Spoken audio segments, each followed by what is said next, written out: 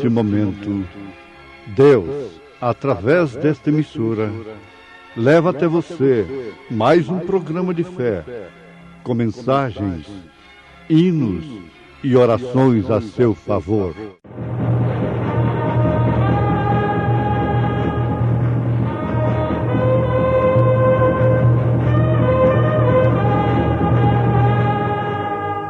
Fé para vencer. Somente crer, somente crer,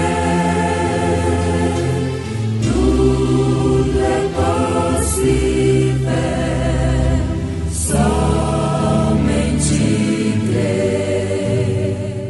E eis que eu intento edificar uma casa ao nome do Senhor meu Deus, como falou o Senhor a Davi, meu pai, dizendo: teu filho que porei em teu lugar no teu trono, ele edificará uma casa ao meu nome.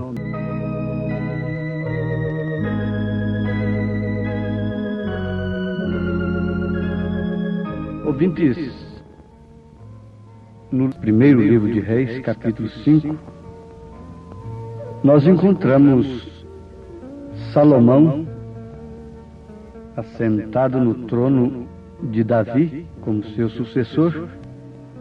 Salomão era filho de Davi. E agora, tendo certeza absoluta de que ele estava comissionado por Deus para edificar-lhe uma casa ao nome do Senhor.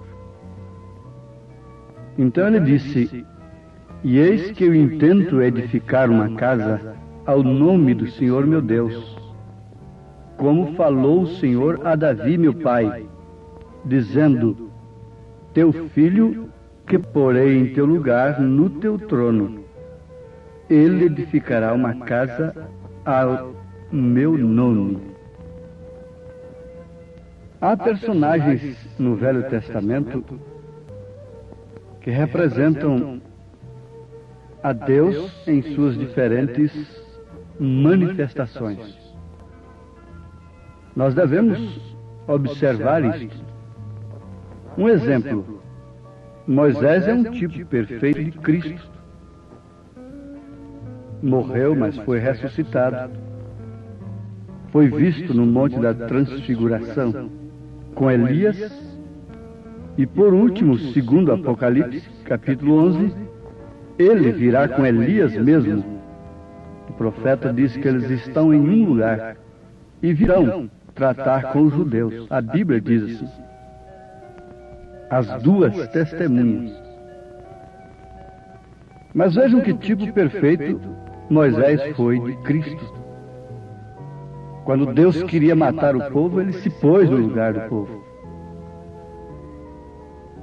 e morreu, mas foi ressuscitado. Enquanto que Josué já é um outro tipo, não de uma terceira pessoa, mas um tipo de Deus em sua manifestação como Espírito Santo, conduzindo o povo à terra prometida, isto é, atravessando o Jordão, que significa fazer morrer a si mesmo, passando por aquele batismo tremendo, vencendo a maldição de Jericó e entrando na terra prometida. Jesus Cristo foi uma manifestação de Deus em carne. Deus em morfe se manifesta. A teofania de Deus é sua manifestação através de um corpo. E no Velho Testamento, todo estudante bíblico concorda que este anjo, o anjo do Senhor, é Jesus Cristo. É uma teofania de Deus manifestado através de um anjo. Deus tem poder para se manifestar da maneira que ele bem entende ao mesmo tempo em quaisquer lugares. Deus enche os céus e a terra, Ele é Espírito.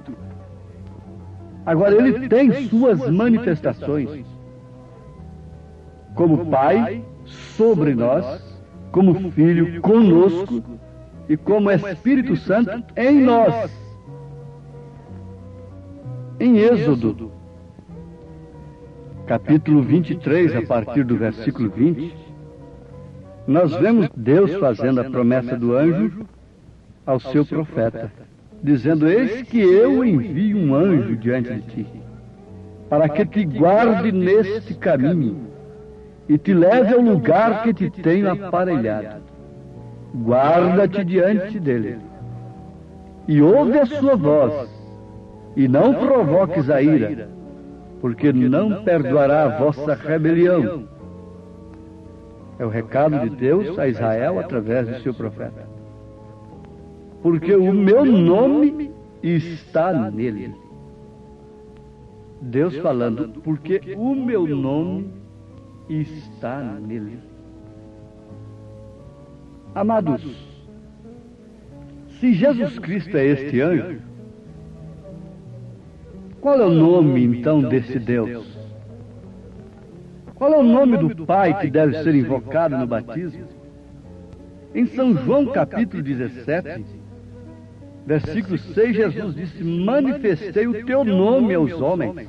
O meu nome está nele, disse Deus. Ele é o único lugar escolhido para adoração, e no qual Deus fez habitar o seu nome.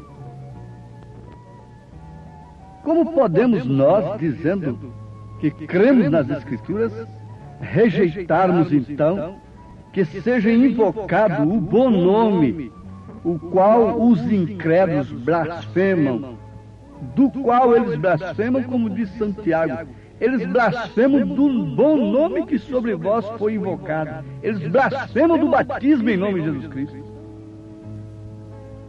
ficando num batismo trinitário, pagão, nascido em Roma, 325 anos depois de Cristo. A história não nega, as Escrituras não negam.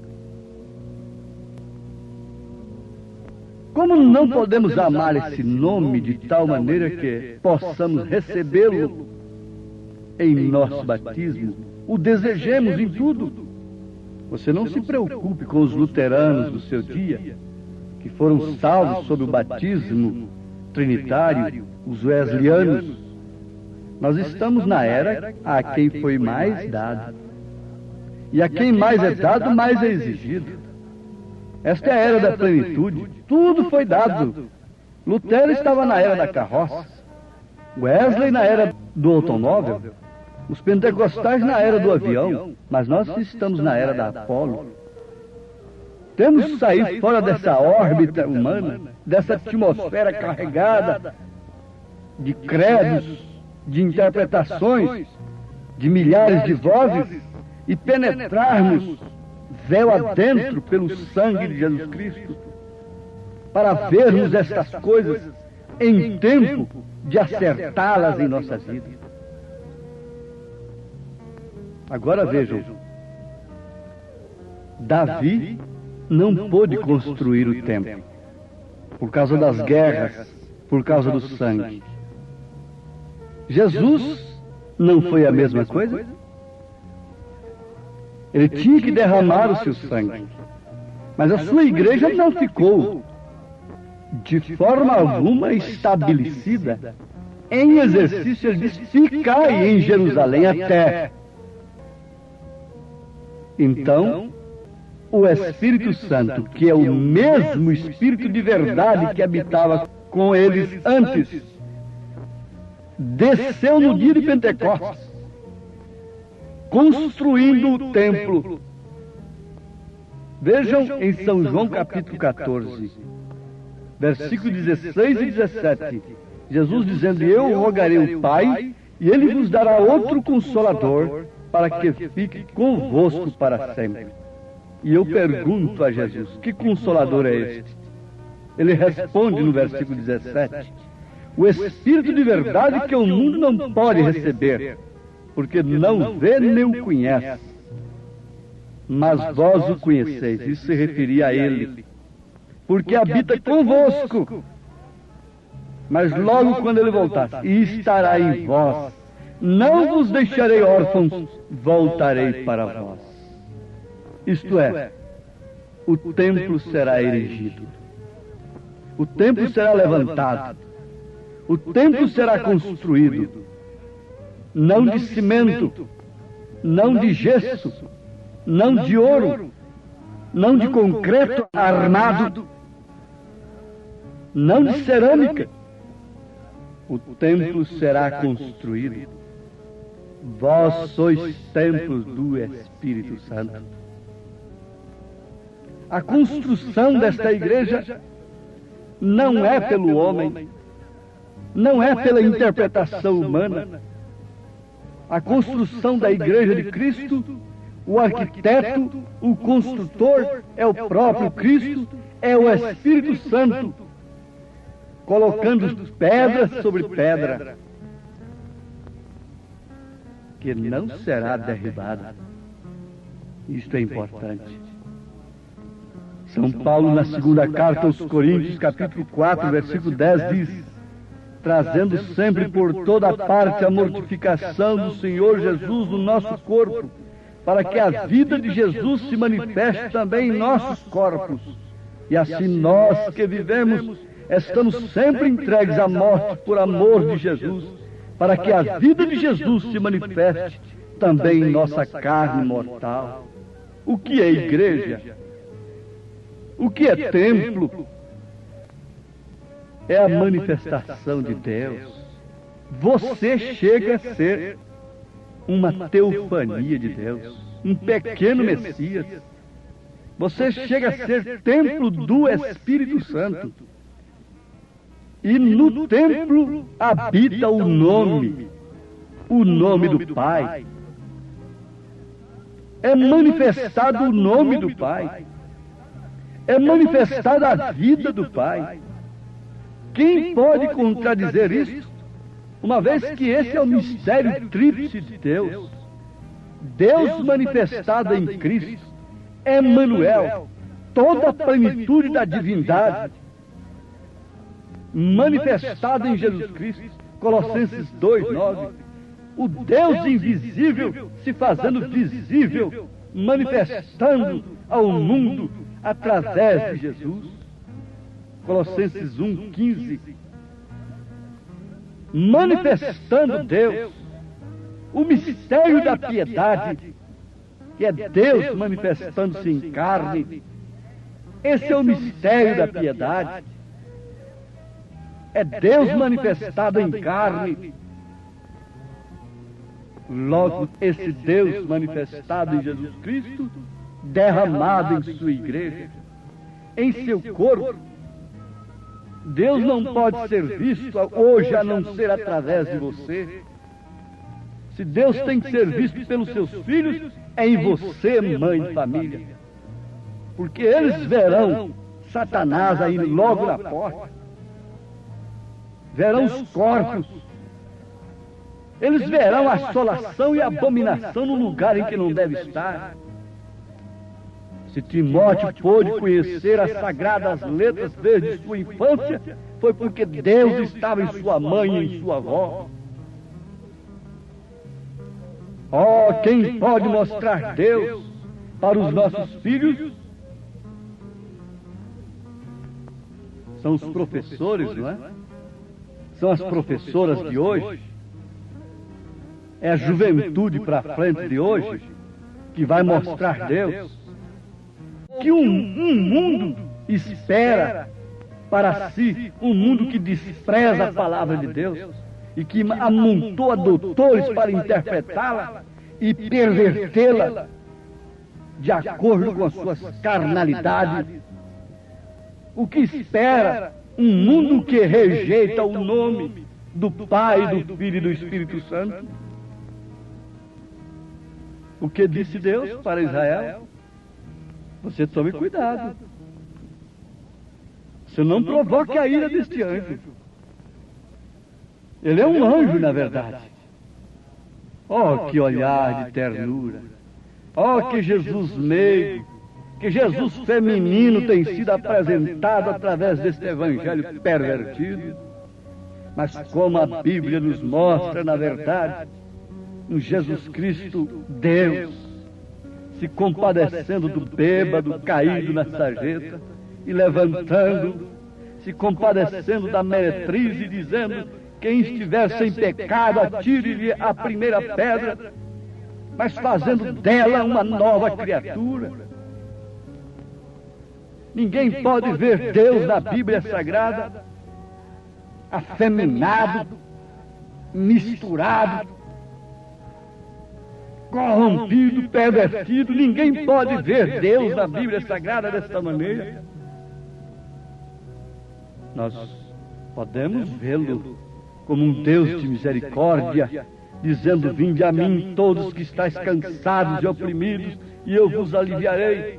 Dizendo para cansados, para oprimidos, oprimidos pela tradição, mas virando para sacerdotes e dizendo: serpentes, raça de víboras, sepulcros caiados, quem vos livrará da condenação do inferno? Ó cegos que estão guiando cegos para um buraco. De que maneira Jesus pregaria o Evangelho hoje, no rádio, nas praças, nos estádios, nas concentrações? De que maneira Paulo pregaria o seu Evangelho hoje para estas mulheres, para estes homens de hoje, para nós hoje? Seria diferente do que ele pregou lá naquele dia? Do que está escrito em sua palavra? Devemos estar zangados com o nosso comodismo, com a nossa indiferença. Devemos beliscar a nossa consciência. Qual é o trabalho de Salomão? É construir o templo e descer a glória de Deus naquele templo. Qual é o trabalho do Espírito Santo? É construir organizações com o nome tal e tal e tal e tal, para depois fazer uma coxa de retalho. Essa é a missão do Espírito Santo aqui na terra. Oh, meu ouvinte, eu sempre advirto: posso gritar, posso acabar com as cordas vocais,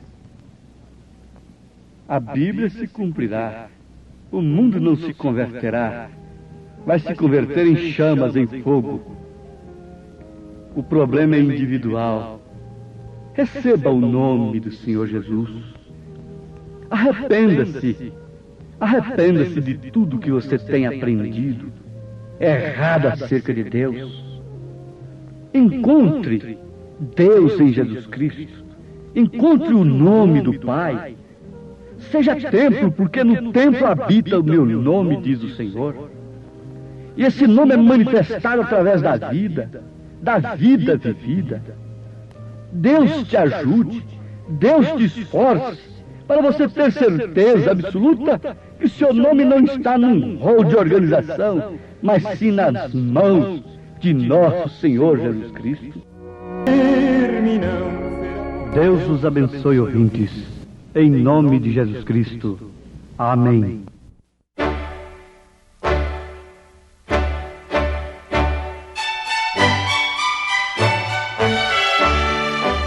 Ouvintes, escreva-nos pela caixa postal de número 15.020, 15020, CEP 74.501-970, Goiânia, Goiás. O nosso endereço na internet é www.apalavraoriginal.org.br. Volte a nos ouvir amanhã novamente neste mesmo horário, nesta emissora, se o Senhor nos permitir, com fé no Filho de Deus, a fé que vence o mundo.